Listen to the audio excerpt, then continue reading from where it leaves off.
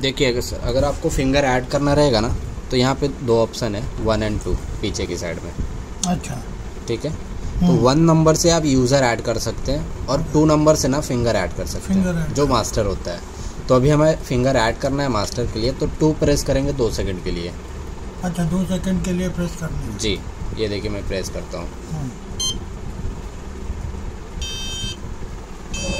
अभी पाने के बाद छोड़ना है। अभी हमारा यहाँ पे मास्टर फिंगर लगेगा जो आपने लगाया था, जो मैंने लगाया। जी। अभी आप लगाइए,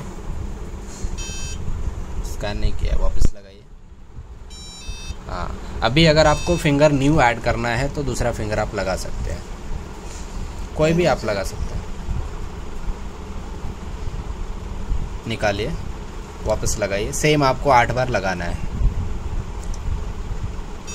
नहीं, ये स्कैन नहीं किया है। तो जब येलो लाइट आता है ना तो स्कैन करता है। समझ गया।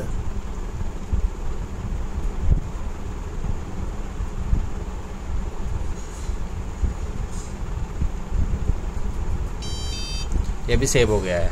अगर और भी हमें ऐड करना है तो same procedure. Yes, same. 2 number वाले को दबा के रखना 2 सेकंड, 2 सेकंड, फिर उसके बाद में मास्टर फिंगर, फिर न्यू फिंगर, फिर new finger joint. Yes.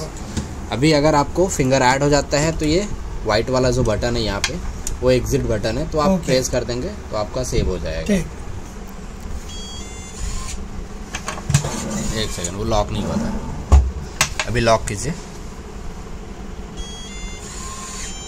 Lock हो गया। अभी खींच के देखिए, लॉक हो गया। हाँ, वो लॉक हो गया। अभी ओपन कीजिए, फिर से ओपन कीजिए। नहीं, ये खुल गया। यस। अभी जो आपने ऐड किया था फिंगर, वो फिंगर से ट्राई कीजिए। ये लॉक हो गया। वो अभी लॉक हुआ है। ओपन कीजिए। हो गया, ये ओपन हो गया। ठीक है।